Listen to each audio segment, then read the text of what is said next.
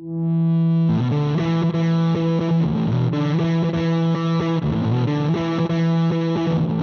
and gentlemen, boys and girls, welcome to the episode of Tatami Talk. My name is Juan. This is my training partner, Anthony. This is Judo. Do it again. Let me start over. I'm gonna tell everybody you got COVID too on your trip. I'm not. I'll find out soon enough. Yeah. I don't. Right. I just had whenever I wake up, I have allergies. I just finished taking a nap. So. All right. Next one. Ladies and gentlemen, boys and girls, welcome to the episode of Tatami Talk. My name is Juan. This is my partner, Anthony. This is a judo podcast for judo players by two judo players.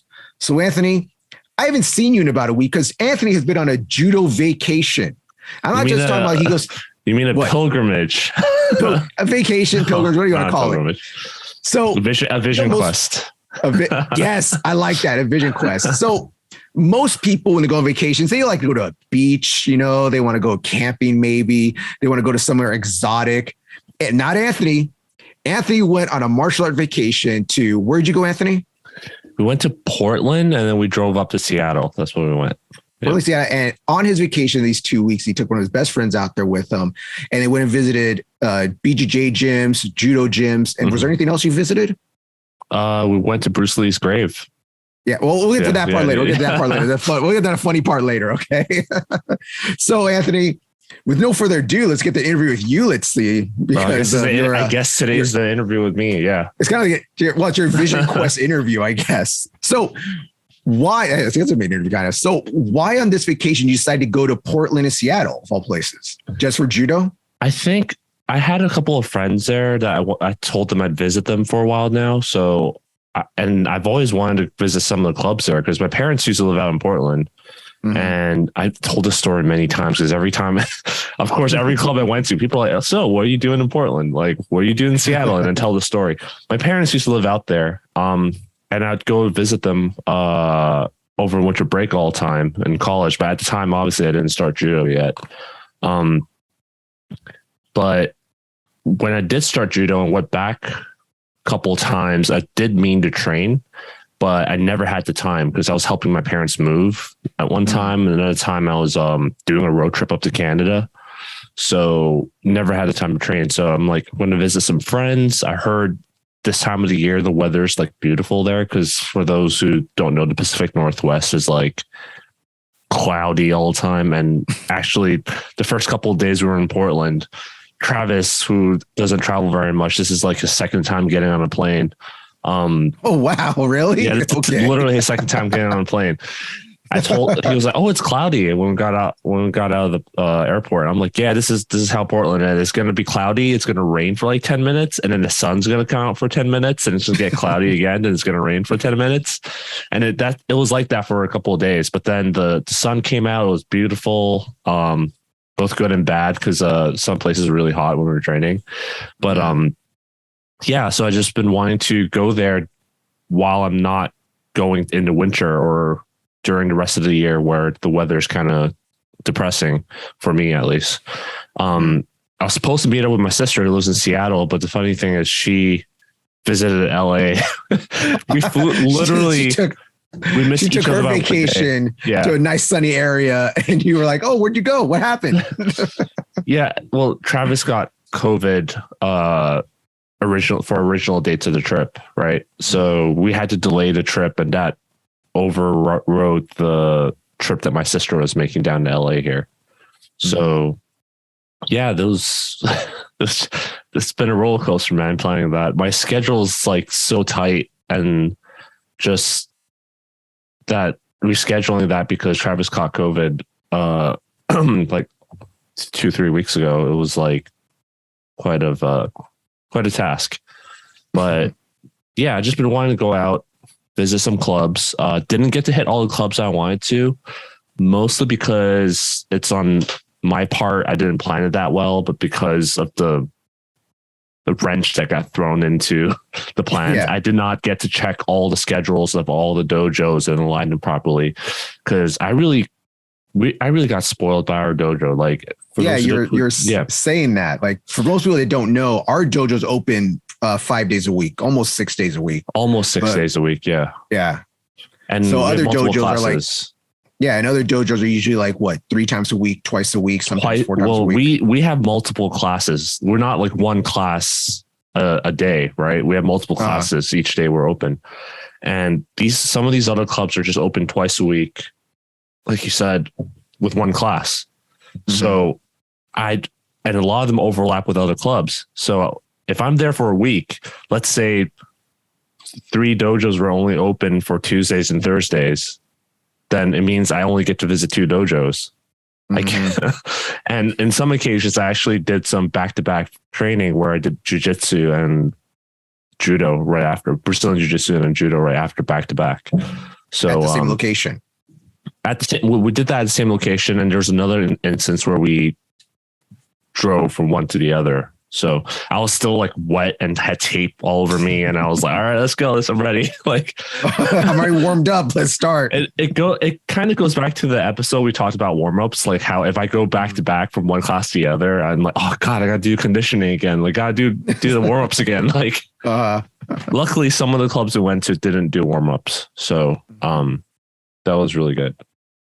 All right. So what was the first dojo you visited? Was it a BJJ club or a judo club? Yeah, so the first club we went to was Bridgetown Judo, but actually it was, for those who don't know, Bridgetown Judo in Portland used to be called Portland Judo, and they were in the same location as Portland BJJ, and both of them shut down, and Bridgetown's like run by someone that was in the same club that took over the club, and then they partnered up with another jiu-jitsu club called Enso Jiu-Jitsu.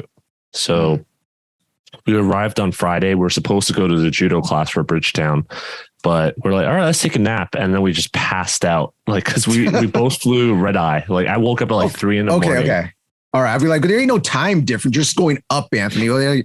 If Travis, maybe, because he has from Texas come over here, there's a little bit of time difference. But come on, you lazy bum. I stayed up late packing and emailing dojos, like saying, hey, I'm going to come here and all that stuff. And then I had to flight at 6 a.m. So I woke up at 3 and then drove to the airport, parked, took the shuttle bus. So by the time I got to the hotel, it was like 10 a.m. Well, we couldn't even check in, I think. I don't even remember what we did. Honestly, it's a blur because I was so tired. Because usually hotels, you can't check in until like 3 or 4 p.m. But 3 or 4. No, I worked at hotels. Anything past noon, I think it was.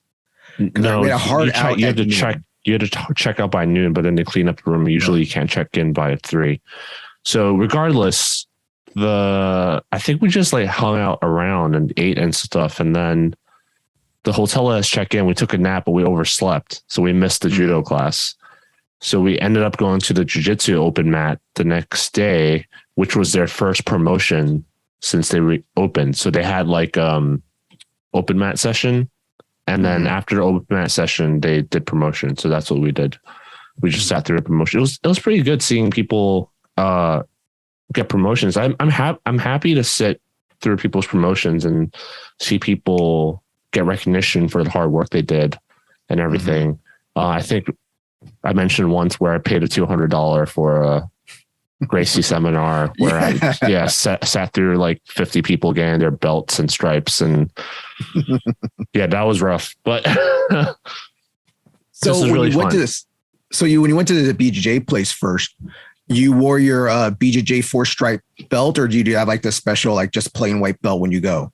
Yeah, I wore the 4-stripe. I brought my 4-stripe belt. That's what I wore to the BJJ place, because that's what I did. To a BJJ class, I wore my BJJ gi and belt, and then to the judo classes, I wore my judo belt, black belt.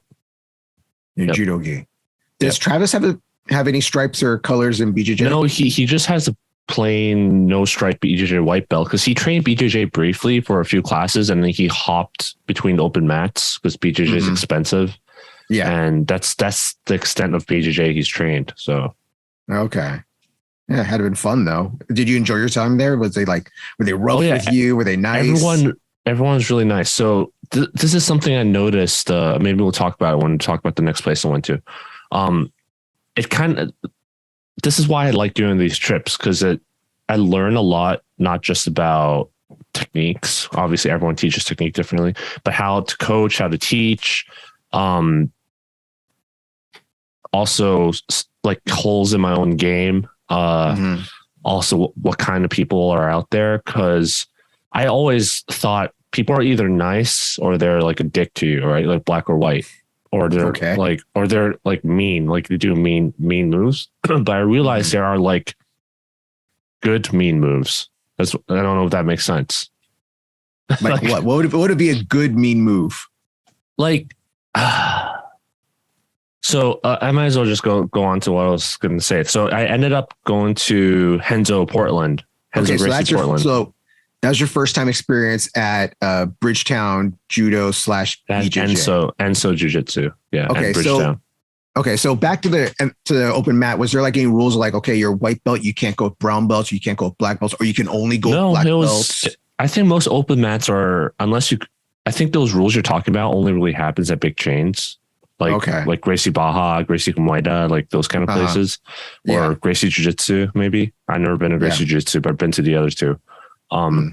But these open mats are really chill. They're just like, go with whatever. And obviously then I did feel like someone's looking at me the whole time to make sure I don't, which is a good thing. Like to make sure you're not going crazy because they don't know you, right? You're just a 4-stripe white belt. They don't know how good or bad you are. Yeah. So it's good that they keep an eye, but still like it's a really casual thing, which is really fun. And then we had a barbecue cookout afterwards outside and we drank. Nice. There was a bottle of mezcal and rum and we were just like eating and drinking. Yeah, it was really fun actually. Oh, that's cool. It sounds so much fun. It's kind of similar to us, except we don't barbecue as much as we should. I want to say it's a blur because I drank too much, but that's not the case. It was a blur because I was still sleep deprived. So, all right. So then the next day you went to a Gracie place, you're saying. So you went to another BJJ place. The next day was Sunday. So what happened was on that Saturday, I popped my knee. I think I told you about it. Yeah, you texted me. I'm like on your that's funny. So on your first day, you grinded too hard on your knee, and you sent me a picture of your knee swelled up, and I was like, you hurt your knee on your big grappling trip on the first day. God, what the heck? So, I mean, leading up to the trip within the last couple of months, you know, when I did the triangle, I told you a few times my knee popped. Yeah. So also you're trying to do it to a big guy. You're doing it to Tim, right? Like you're trying to do it to big guys. Both times I was doing it to big guys and it popped. And what happens is it swells up for a day or two and then it's fine afterwards. I do my PT exercises, stretches, take ibuprofen. And for the most part, it's good. But this pop feel bigger, and it wasn't from a triangle. I was doing Tomoe Nage, double leg Tomoe Nage sweep. So basically off the ground, double sleeve grip, and then putting both my feet on the guy's stomach and trying to sweep him. It was on Travis actually. And then when I lifted him up, I heard was this in the hotel room? Was this in the hotel room? It was at the open Travis, I want to try something real quick. Come over here real fast. It was at the open mat because I'm like, man, Travis, I haven't rolled with you in a long time. I haven't seen you in a few years. So let's go. And then I sweeped him. But then at the height of when I was about to turn him over, I felt a pop. I shouldn't say I heard a pop. I felt a pop. And I was like, oh, crap, it happened again. But this time it was sore because the other times it weren't sore. It was just... And it was just like feeling off. But this time I'm like, oh, this is going to swell up really bad. So I just like started stretching. And then I used to do planks to alleviate it. And I couldn't do a plank. So I'm like, okay, this is bad. So afterwards, the next day immediately swelled up. So we went to get breakfast the next day and I stopped by the CVS and got an ice pack. So I went to the ice machine at the hotel, filled it up with ice, iced it, downed ibuprofen. And by Monday morning, the swelling died down, even though because Sunday I couldn't barely walk. I was limping. And by Monday, I was kind of walking and then I was able to go hike. I actually went to hike up a waterfall. But I hope you're wearing your knee brace at this time to keep the compression on it, right? No, I wasn't. No?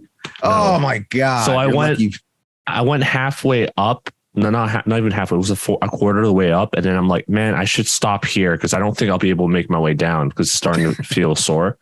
So I sat there and wait for Travis to go all the way up and back down, which was an hour. And I didn't expect to wait there. So I got sunburned waiting there. My knee's swollen. I'm sunburned. I'm in the sun. Yeah. You didn't do you didn't do no cool meditation. Like, okay, well, I'm underneath this waterfall. I'm just some cool meditation stuff in a waterfall, maybe. No. So after we came back down, I'm like, crap, I'm now going to be sunburned. But I went back down. I was right to not go because my knee was bothering me on the way down. Because, downhill, your knee absorbs more of the shock. Yeah. So by the time I got back down, I was like, okay, the guys take more ibuprofen, stretch more. And then that night I went to Renzo Gracie, Portland to roll. And that was quite the experience. I'm so glad my professor here highly recommended that place to me. And I'd recommend anyone who's in Portland to actually go there. Like I cannot say enough good things about stuff there. And the head instructor wasn't even there because I was calling and emailing them every day for the whole trip, basically even before the trip. And I never got a response. So I just was like, okay, I'm just going to show up.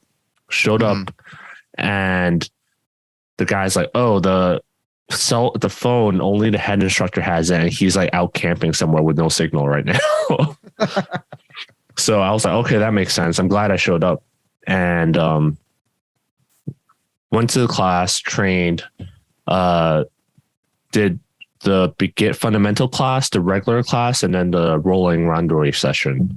And then I ran into a couple of people there that were from Bridgetown Judo. Not Bridge. They train judo there once a week, but they're mainly jiu-jitsu people, Brazilian jiu-jitsu people. So it was just interesting how tight knit the circle was. And in the locker room, everyone knew about Bridgetown, knew about Portland Judo, and they were just like talking about how awesome it was. And the grappling community there is really, really tight knit, which is something I feel like we're really missing here in LA, even though we have so many judo clubs.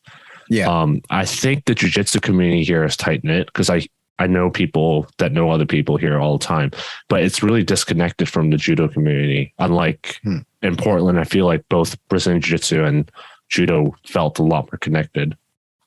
Interesting.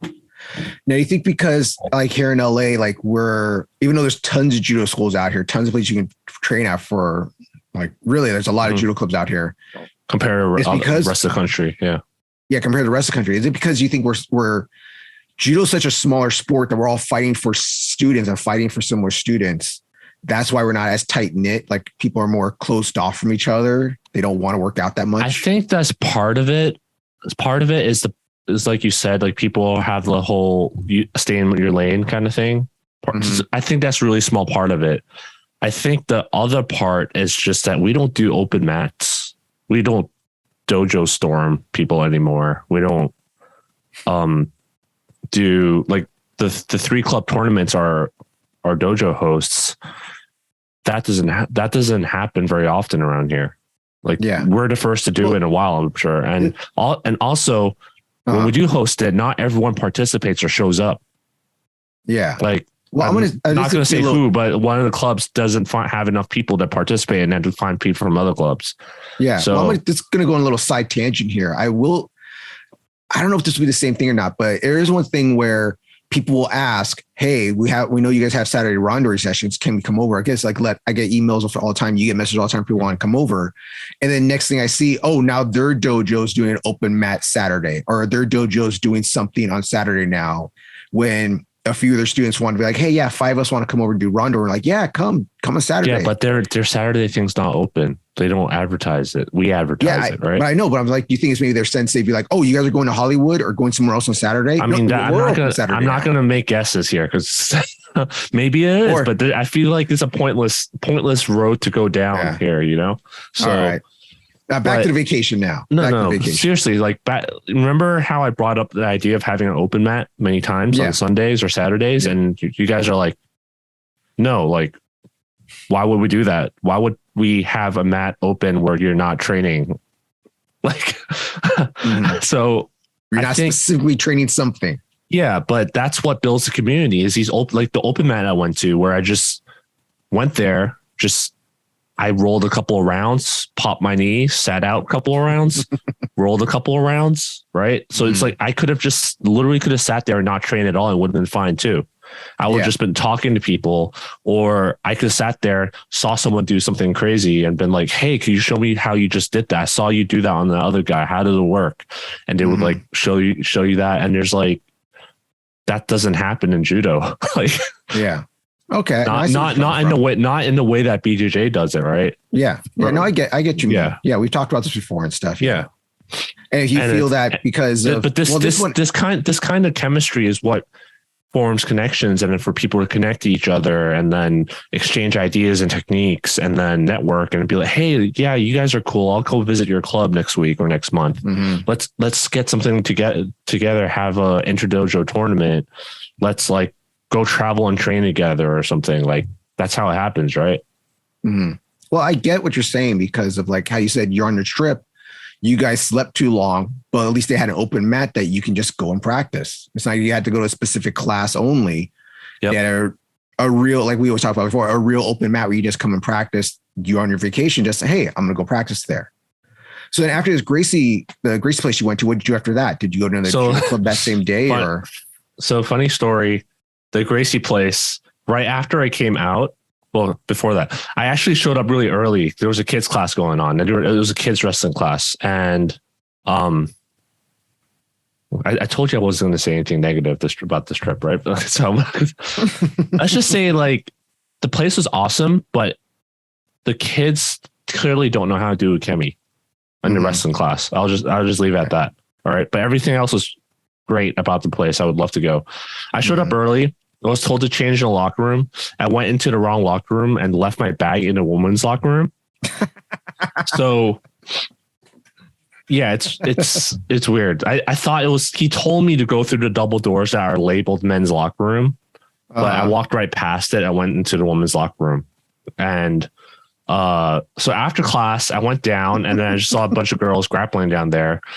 And then I'm like, is that the men's locker room? And they're like, no, that one is. So I went through there expecting to be able to loop back around to the other side, but it's not connected. So I had to come out and ask the girls to get my bag, bring it back out.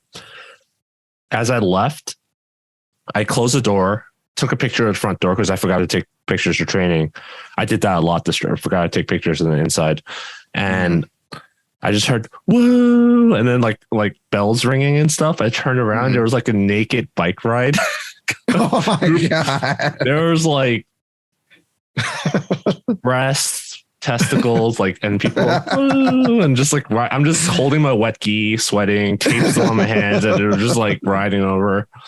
And were these old people, young people, middle-aged people? Everyone.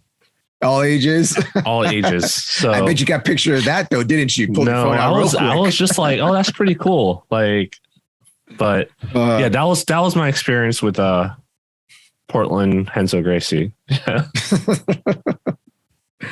All right. So that's 2 BJJ gyms down. Yep. No judo gym yet. No judo club. Yeah. So this was Monday, and then Tuesday was when we showed up to Bridgetown Judo again to do judo.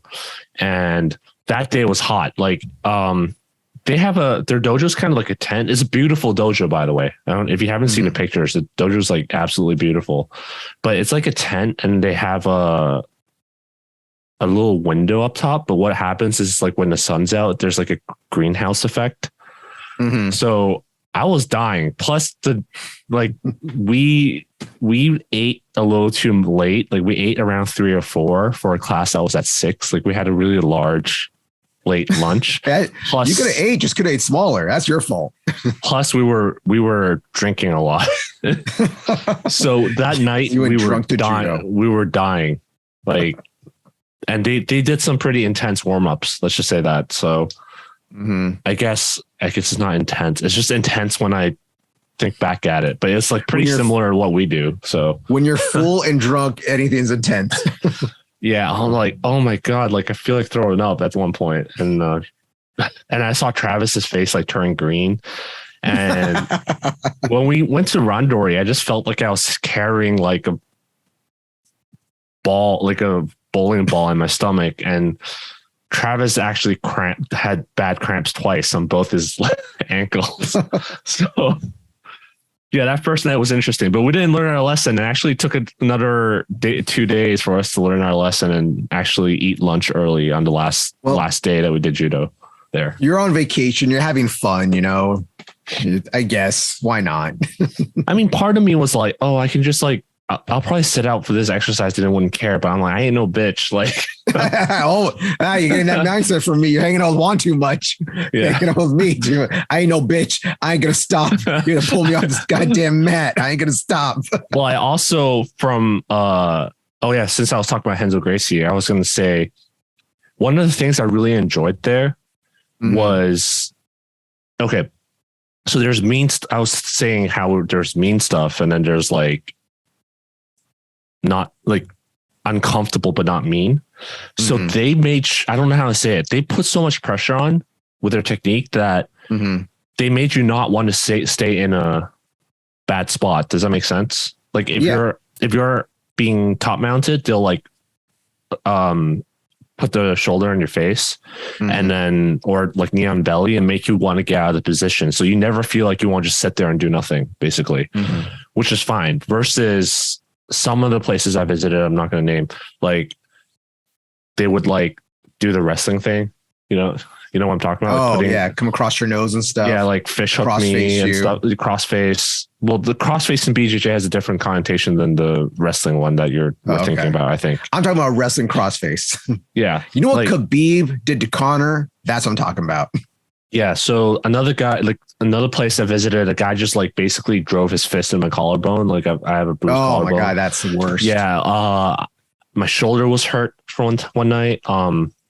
So there's a difference. Like they put so much pressure to make sure you're to put on pain on you, but it's not like sharp compliance pain. It's like, this fucking sucks. I need to get out of this position, you know? So I really like that about Renzo, like the place I went to. Okay. Yeah, and people there, some of them would start standing too. Yeah.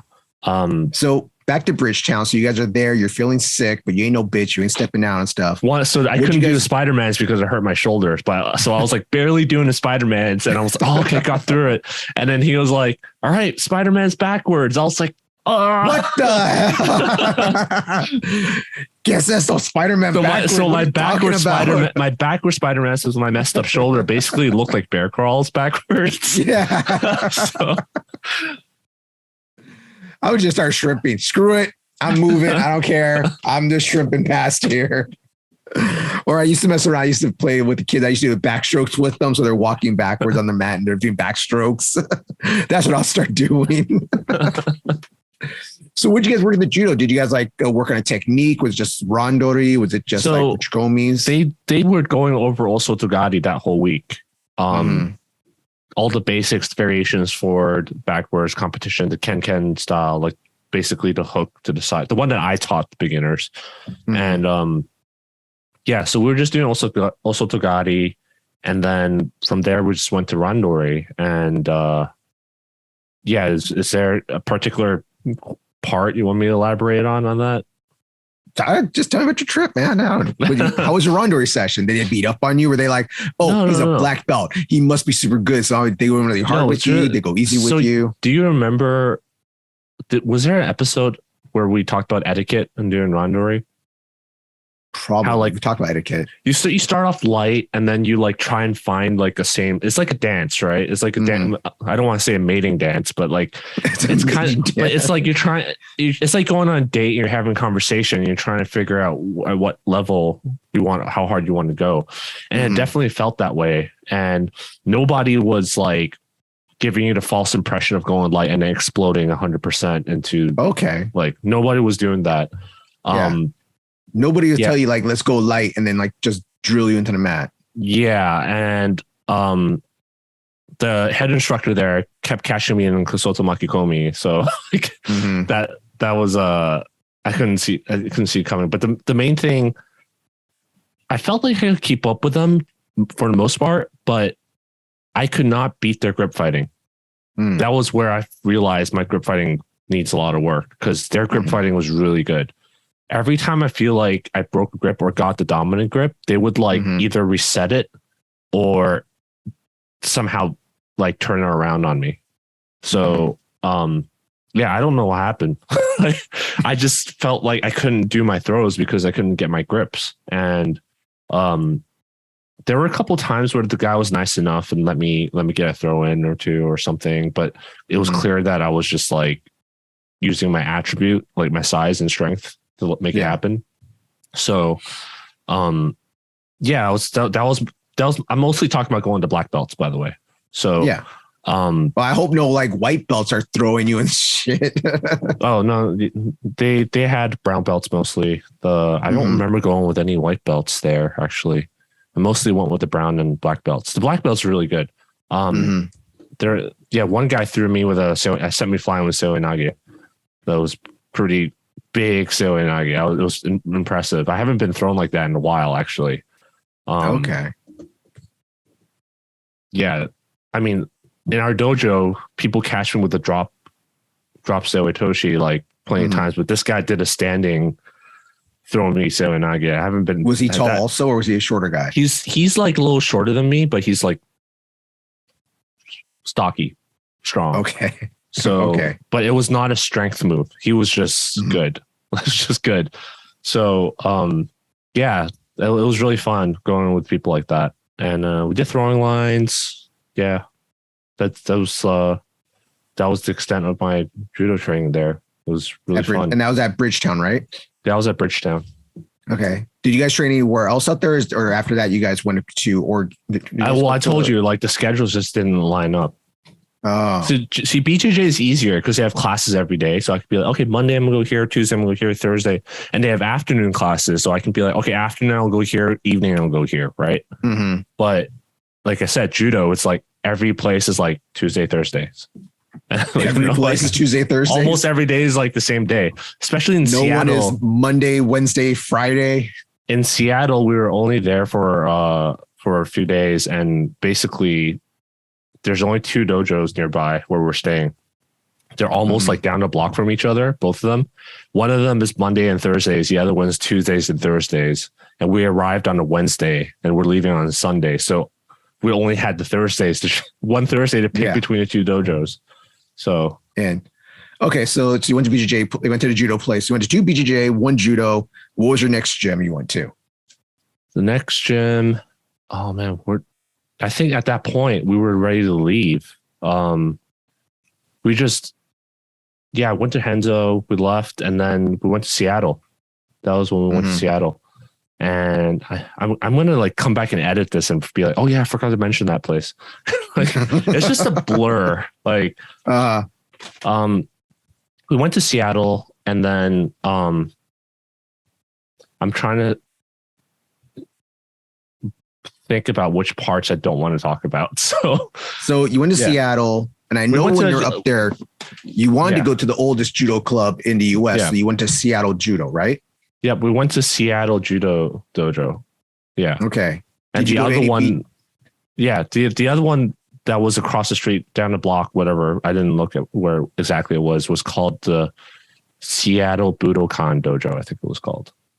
Of course, it's a Budokan. There's always a Budokan somewhere. Every neighborhood, every state, every city has a Budokan. So Seattle Judo Dojo is the oldest dojo in America. So I was like, I have to go. Like, I actually...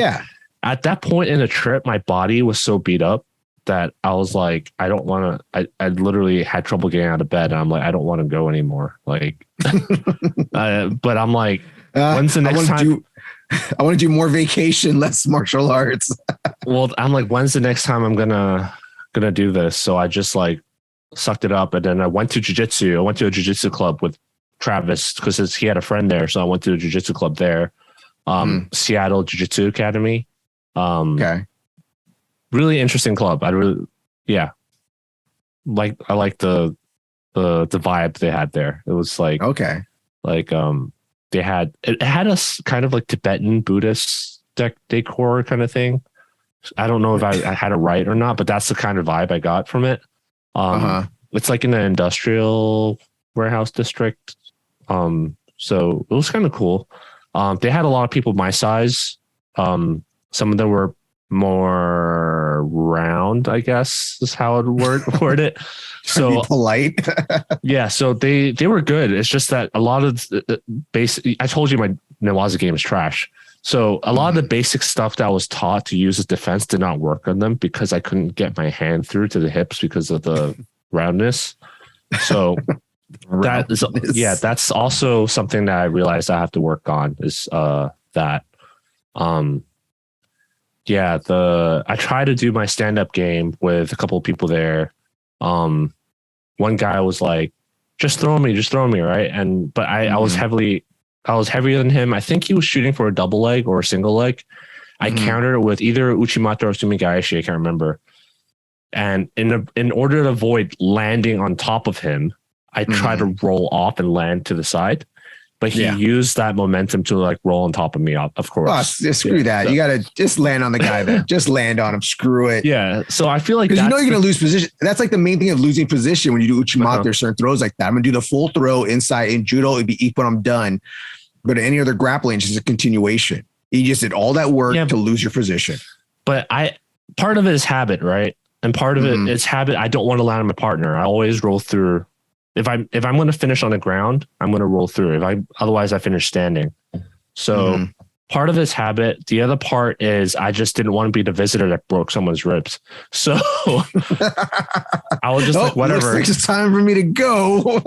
But I feel like that's like the BJJ version of it's something that I feel like jiu-jitsu people don't understand, I guess, when it comes to stand up is that falling on top of someone can, especially when there's a weight difference, can really hurt somebody. You can hurt someone like that, right? Yeah. But I think I mentioned it how when I was doing randori with one of the beginners in our club, in our class, you would go slow with them and they would go slow. And then when they feel like they're about to get thrown, they'll just like turn it up to 100 to avoid being thrown. Right. So I either have to take the fall or avoid the throw, like basically bail out on the throw, or what you do is you just bomb them, right? So yeah, I put them down the mat, land flat on top of them, like, what you doing? Get out of here! I feel like that was the choice I had to make. Was I either lose a position and have him roll on top of me, or I land on top of his ribs? So you gotta land on some ribs sometimes. So you gotta fall on them. I feel like this is why people, when they see, because what happened was we gripped up and he was like, oh, you're a judoka. I'm like, oh, I guess my grips gave it away.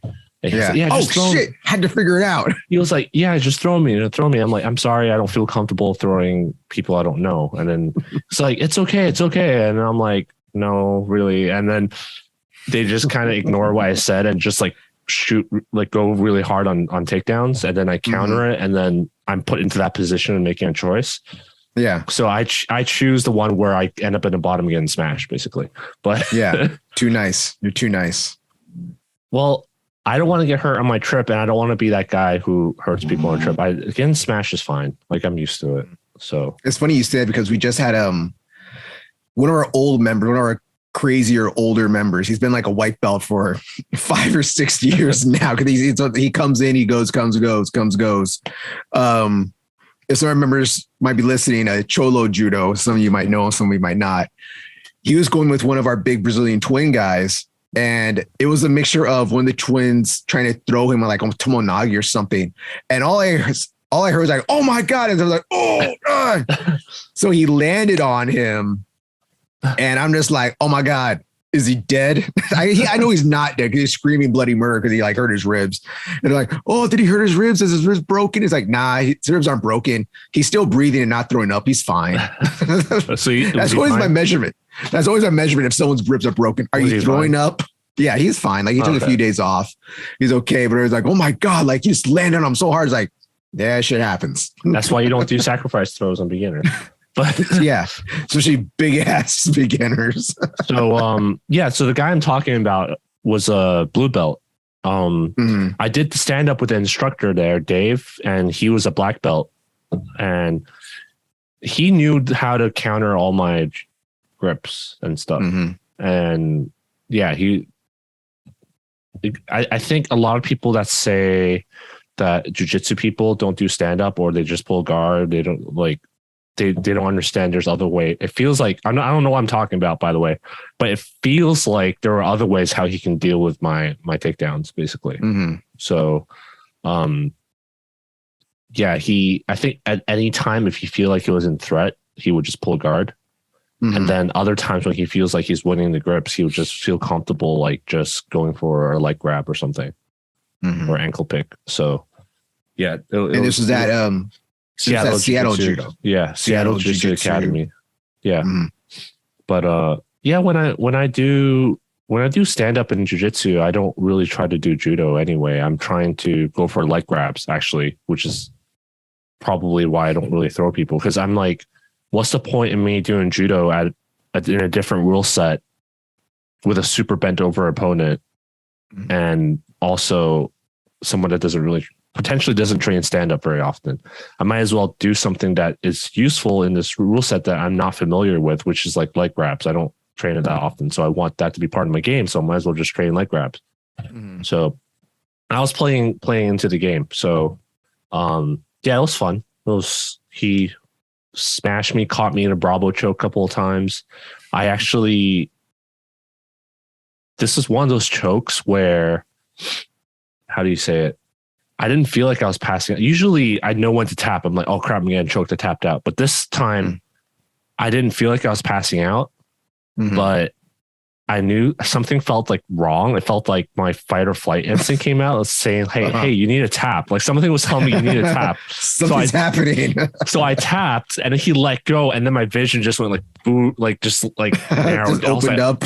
I was like, crap. I almost like passed out there. I literally almost went unconscious there. So yeah, there was something weird about the choke that he did.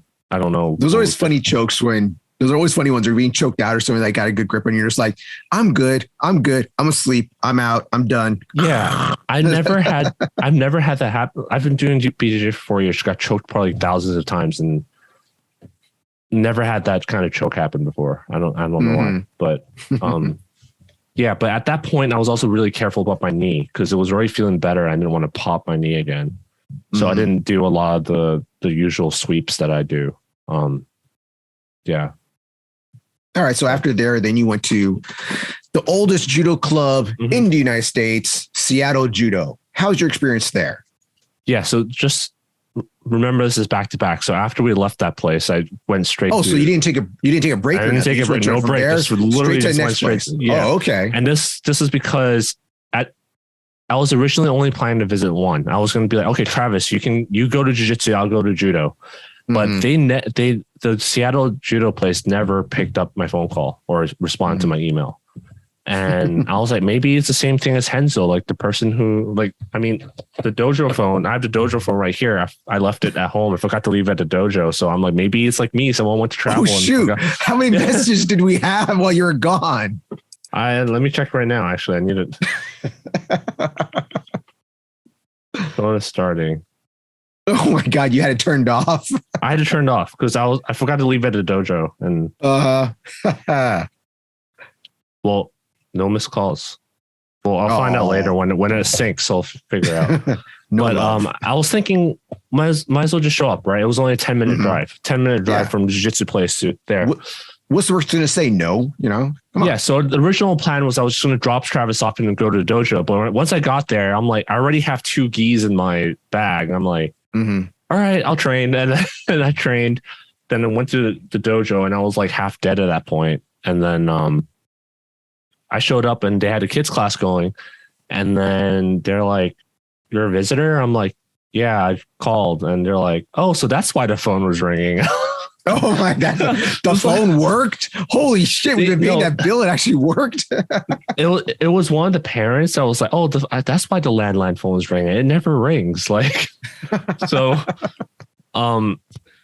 yeah, they're like, oh, sorry about that. We're going to have to figure out what's going on with the email and the phone and stuff. Cause they had a landline phone and then they had a cell phone and both of them, like I was calling every day for like a week, basically, since I was in Portland.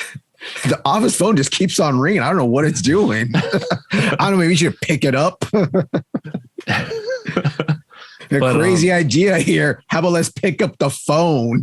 Their floors, they just got it redone. Like I actually looked at Instagram, saw the pictures. They have the Fuji springs, and they also have these leaves that are like arches. So they are softer than our floors. Oh, I don't believe you. Blasphemy. I can't believe you say that. How dare you? No, their floors are really nice. Like really, really nice. And there was a good amount of beginner adults there too. So it was really fun. Actually, at the end of we had to wear masks for this class. So I don't think people recognized me at first, but after the class, they're like, "Oh, thanks. We had a visitor today." And I was like saying, "Hi, my name's Anthony. I'm from Hollywood. Like, thanks for having me. It's really fun. I'm just visiting in town." And then a guy came up to me afterwards and was like, "Hey, like, I'd like listen to your podcast. I'm a huge fan." And really? That's awesome. Yeah. So that's fantastic. Yeah. So it was really cool, like having that interaction for the first time. What's that person's name? Give him a shout out now. Do you remember their name? I don't remember his name. I'm sorry. I met so many people. Wherever you are out there, shout out. Thank you. We greatly appreciate you. I remember the partner I trained with. His name was Dallas. I don't care about Dallas. I want to care about the guy that remembered us. I also met a lot of Daves this trip. Like the guy who drove me from the rental car parking lot to the airport's name was Dave. And then the jiu-jitsu coach's name was Dave. The guy at Henzo who coached me, his name was Eddie. I met a bunch of people this trip. Everyone's really cool. So there was that. Also, I met was it a brother and sister, I think, that came to visit our dojo from Seattle? Oh, yeah. No, I don't. Was it brother or sister? Or I don't remember. Girlfriend? I don't know which one it was, but they were like, remember, I'm like, this is like my second session already. So, and I was like, I think I drank that day too, but yeah. Oh my God, Anthony. Yeah, you're on vacation. You're on vacation. Yeah, that's why I kept telling myself. So I was like ready to pass out at that point. And I don't think it was even like the back-to-back session. It was just the buildup of the whole week of double training twice a day. Going pretty hard kind of stuff, and hiking and eating and drinking on a bum knee. So that all just like took its toll. But they were like, "Oh yeah, we went to Hollywood. You weren't there." I'm like, "Yeah, I think I was traveling when you guys visited, but I heard about you guys visiting." And then someone else came by and added me on Instagram, and she's so I can remember her name. What's her name? I shouldn't be saying their name online anyway. But they said like, "Oh, I'm going down to LA in a couple of weeks. I want to like visit and get some recommendations and dojos to train at." So yeah, I just overall met a lot of cool people. I will say though, what I was disappointed about this whole trip was all the dojos I went to was going over Osotogari for the classes. So they're all going to Osotogari of all basic moves. Yeah, it's really funny because I don't care. I'm gonna say it. Oh my God! Hold on, before we make enemies. No. So it's something we talk about all the time. Like we always, even in our dojo, like people ask me, and they're like, "Oh, Sensei Juan said not to do this instead.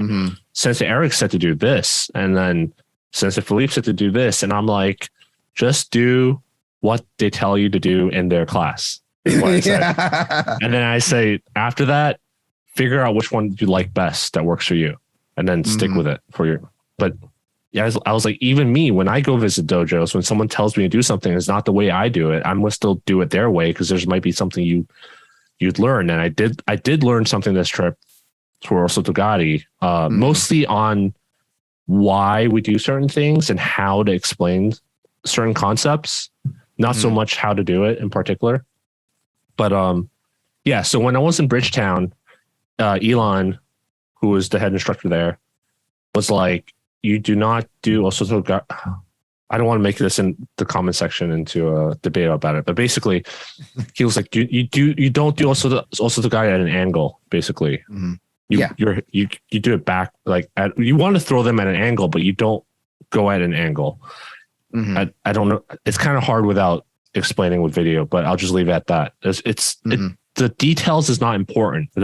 What's important is what we're discussing about different clubs saying different things. Mhm. So I told Travis afterwards, I'm like, I really liked how Elon taught Osotogari today. Everything made total sense. I learned so many new things, though I think I kind of disagree with the angle thing because that's how I do it, and it works perfectly fine for me, was what I told Travis. Mhm. And then when we went to Seattle dojo, they were like, oh, you want to enter at an angle? I was like, yeah, that's exactly what I do. So it was just really, really interesting seeing how, like, within the span of 2 weeks, like, I went to 2 different dojos and they taught the same throw, and there were like differences in how they taught them. And yeah, but it's just very interesting. I don't think any of them were wrong, but it makes me as an instructor to be more. I'm going to be more mindful of when I say things to not be in absolutes, right? Like, especially in martial arts, there's no absolutes. This is something. This is something I learned from Henzo. So it's all like the Henzo Gracie place I visited. It's all coming together. It's like, because someone asked a question, I think in the beginner's class, is like, oh, but what happens if they do this? Like, why it doesn't work if I do this? And he's like, yeah, there's no absolutes. Especially in martial arts, there's no absolutes, but there's fundamentals. You have to know the fundamentals, and then there's all these other variations for different body types, for your body type, for other people's body types, and also for different situations. So I think that's the biggest thing I learned from this trip was how to teach Osotogari in different manners. So yeah, but it's funny you mentioned that because this weekend when I was teaching beginners class, one of our instructors from Japan, Sensei Mas, actually is visiting right now. So it was like great to have him there because I really wanted to get his opinion on one of our moves that we teach, and it's the Seotoshi. And the reason I wanted to get his opinion is because I had one of our members that was a yellow belt test for orange belt, and I asked her, okay, well, can you do me? Because that's part of our criteria is that Seotoshi's in the orange belt, so you have to be able to do it. And when I asked her to perform it, she was only doing drop Seonagi, drop Seotoshi. She was only doing that. And I said, okay, well, do you know another way of doing it? And she performed it again, like looking at me like, do you know any other ways of doing it? Because there's a way that Sensei Philippe likes Seotoshi. There's the way that I like teach it though. I teach it that way. I do. Yeah. Because I know that's the way that he likes it. That's what he expects. There's a way that Sensei Philippe likes Seotoshi. There's a way that I like doing Seotoshi with an Ippon Seotoshi.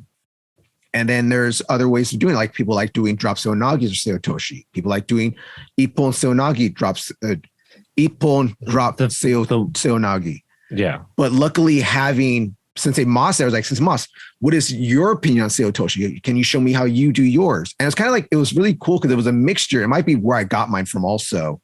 Because a mixture of the way that I like to do it and the way that Sensei Philippe likes to do it.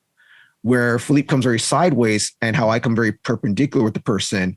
Moss was like in the middle there, kind of like a little bit 45-ish, I'd say, maybe 30 degree angle. We should have video with his elbow inside and up, like the way how Philippe likes to do it. And I was like, see, this is another great way of showing it right here. This is half what I do and half what Sensei Philippe does. And this is Sensei Mas's Seotoshi.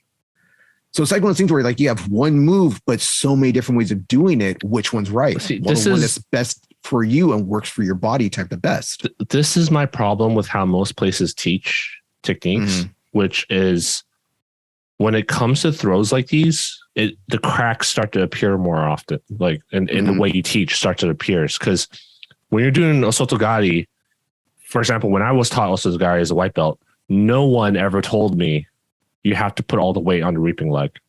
No one's ever told me that. It's something I had to figure out myself from reading books and stuff. And even at the, I'm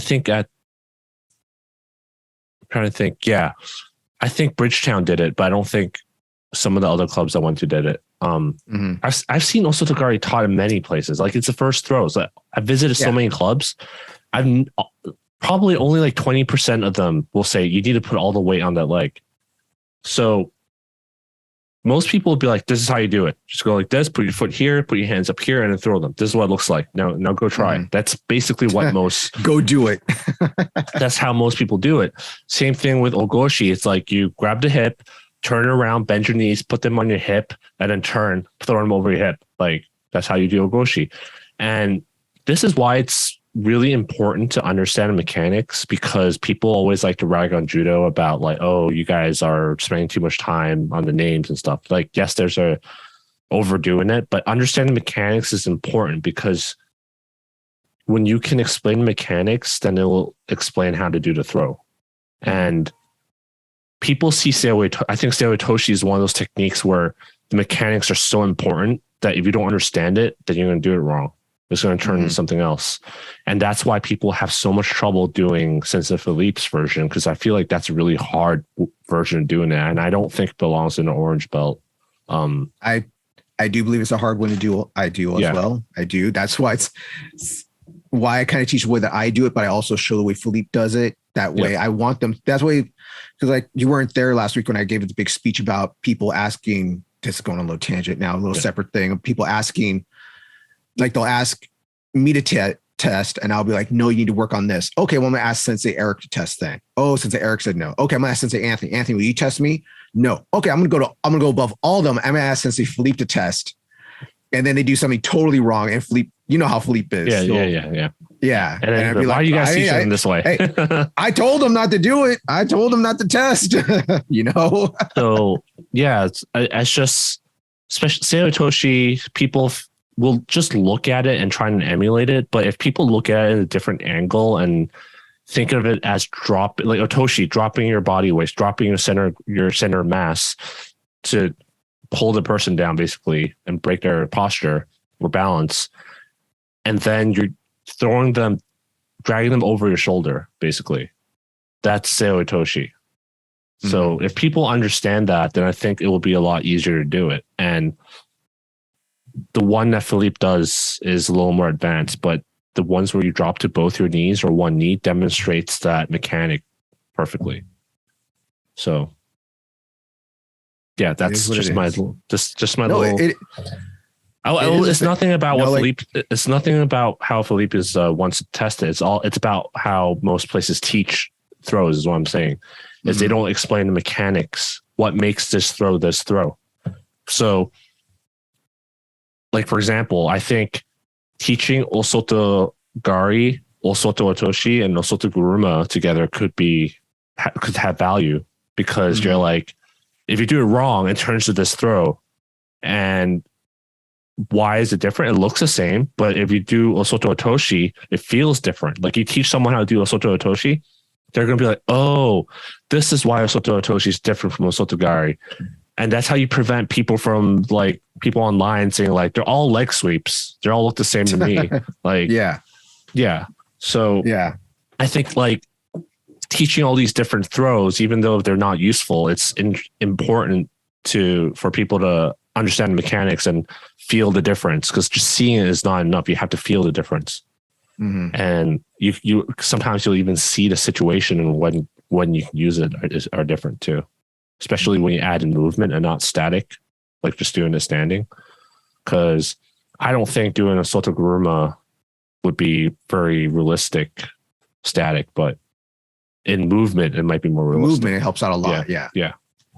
All right, so back to your trip then. So let me get it straight. So you went to 3 BJJ gyms and 2 judo clubs. That's it? I think so. Yeah. Unless you forgot something. Okay, so 3 BJJ clubs and 2 judo clubs. With all those places you went to, what was the mat fee like? Was it expensive, cheap? Nobody charged me any mat fee. Nobody charged me. No one charged you? Nobody charged me mat fee. No one, not even the BJJ clubs. Wow, really? So the only place that was going to charge me was Henzo Gracie. But he said, the guy there, Eddie, was like, only the gym owner has access to the credit card payment system. Yes. So awesome. And he was like, unless you have cash. And I just remembered, like, because I was walking around downtown and stuff. Yeah. We had a couple of close calls, by the way, at night. So I left all my cash in a different bag. So when I was like, oh yeah, I have cash. I thought I had like $200, and I pulled it out and I was like, oh, I only have like $5 in cash. So he was like, oh yeah, don't worry about it. So yeah. But the main thing about Henzo was there weren't a lot of high ranking belts there. Not that it matters, because they all smashed me anyway.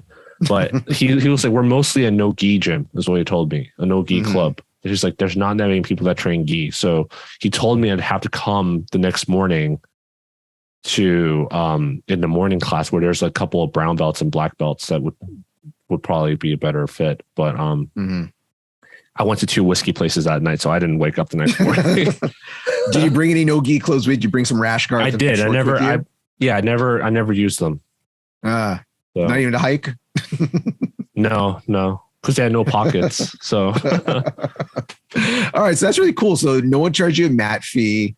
With the judo places, did they make sure like you're a USJF or USJA member? Did they ask only Seattle Judo Dojo did? Only Seattle did. Did you have to fill out a waiver then at least? Be like, I know they made me fill out.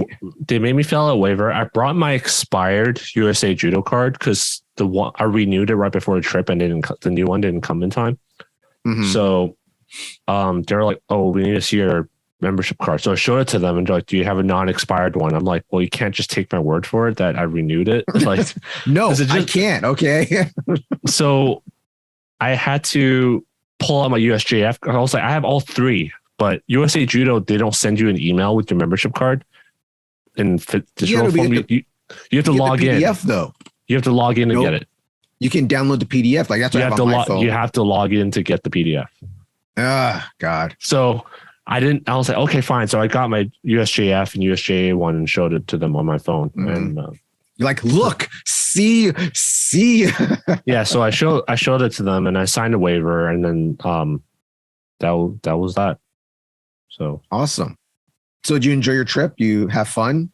Yeah. I mean, after the Seattle dojo was the last place I trained at.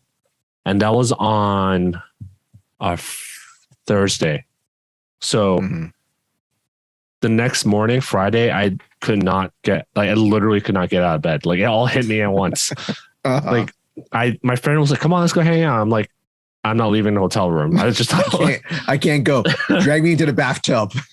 I'm not leaving the hotel room. So I said I need a break. My body needs a break. And people think I'm like just like sleeping or whatever. I'm like literally in bed, like like so yeah, like I didn't sleep well because my neck was hurting and my shoulder like I would wake up every couple hours from the pain basically. Because I did get neck cranked at one of the BJJ clubs.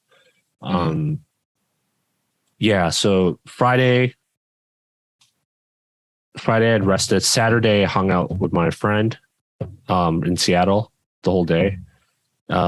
We went to Pike Place Market, drank some more, and then Sunday I went back. So basically I only had two days where I didn't train the whole trip. Well, it sounds like all you did was train, drink, and eat. That's all you did. Yeah, that's all I did. and you hiked one day too. You hiked. And I hiked. Yeah. So it was a really fun trip. I really enjoyed it. It makes me realize, because I'm like, oh, I can do it. Training 2 times a day, every day almost is fine. I do it at home, but I realized I'm able to take it slower when I'm at my home dojo, but I feel like I need to go harder when I'm traveling, you know? Well, when you're traveling and you're a new guy at dojo, you always just got that just a bullseye on your back. You know, you just got a target on you and you're a new guy, whether you're a white belt, black belt, especially if you're a black belt. When you're a black belt in any martial art and you go visit a place, you just got a target on you. And the worst thing to me is like when I go travel places, for some reason, like I do get to practice at some place. I've told you this, maybe because I go to small towns to visit my family. So my family all lives in small towns, so I go visit there. Whenever I go my black belt, like, oh, you're another black belt? What degree are you? Oh, I'm a 2nd degree. I'm a 3rd degree. Oh, you're a 3rd Dan? Will you teach class now? Will you teach class? It's like, I wanted to practice, but yeah, I guess. Well, luckily I don't have that problem. So yeah, when you go to bigger clubs and stuff, when I go visit my family, they're in small towns and stuff, Delano, Manteca, Bakersfield and stuff. So when I go visit these smaller clubs, they're just like, oh yeah, you're black. Hey, you want to, like, I told you a story about one of the places I used to go visit had a brown belt teaching. When I walked in, his eyes just lit up. He was like, oh, you want to visit? Oh, great. Oh, what belt are you? I'm a black belt. Oh my God. Teach us, please, sir. I'm like, so throughout this whole trip, the only place where a person actively came and made corrections for me was at Henzo's. The whole trip. BJJ though. Yeah. I'm talking about other BJJ places too. Oh, really? Like, they're just like, yeah, let him do what he does. That's kind of tough too when you visit play or someone I've told you this before. when we have a visitor, until I like really know, like when they're a new member, when I really know them, they'll be like, okay, now I know them. They're more in like, I know what to do, what they don't do. Let me help you out now. I might suggest this to you or suggest that to you. But when someone's visiting, it's like, hey, if that's your style, that works for you, then you do it, man. Mm-hmm. You do you, as they say. Philippe doesn't care. Philippe, I've seen Philippe protect black belts older than him. I see like visitor black belts. Philippe go over to him like, no, you need to come over here and do this and that. I'm just like, oh my God, Philippe's corrected another 6-year-old. Yeah, but that's why part of me was like, remember I had the conversation. I was like, I kind of wish I still had my brown belt because of that. But you should have cheated. Should have took your brown belt with you instead. I should have, right? But yeah, but I did learn a few tricks and a few new things. I have to remember it though. Write it down. Take a video. No one really asked me for tips either. So what happened was that at the Seattle dojo, I forgot what this guy sucks. No, I forgot what we were doing. I forgot what we were doing, and one of the white belts there was like, "Oh, do I do this? What did I do wrong? Blah blah blah." And then I'm like, "I'm sorry, like it's bad etiquette for a visitor. I'm just visiting." I said it's a bad etiquette for visitors to like teach other people's students. Is what I said. So I just left it at that. But I was at Bridgetown. No, I forgot where. I was rendering with someone somewhere. I can't remember where. And I did my Osoto to Sasai combo, and someone did ask me how to do that. And then he tried it. I'm like, no, you can't go that hard, like, because now you got to pull my head all the way back from there to there. And then, yeah, so they got it in the end. So I did share some stuff. And yeah, I do wish that it was more acceptable to exchange stuff like that. Again, judo, right? Because jiu-jitsu, like I said, in open mats, people exchange stuff all the time. But judo, I feel like it doesn't happen often. So, yeah. All right. So that's all your takeaway from your trip? Yeah, but I just enjoy meeting people. And again, it wasn't about, I didn't want to be like, yeah, I went there, smashed everyone. Like, it wasn't about that. The truth is I didn't smash anyone, right? So even if I did or I didn't, I don't even remember it. I was hungover. So, but it did. See, that's why you didn't smash anybody, because you're smashed yourself. That's why. No, the stuff that it did do was it exposed a lot of flaws in my game, like, because this is a common sense. Like, you train with the same people in your dojo all the time. Everyone knows each other's games, and then sometimes it gets boring. You're like, oh, I don't want to go with that guy. He stiff arms. I don't want to go with that guy. He slams me in my head all the time. So I'm just gonna like play defensive in this way so he can't do that throw he likes to do on me.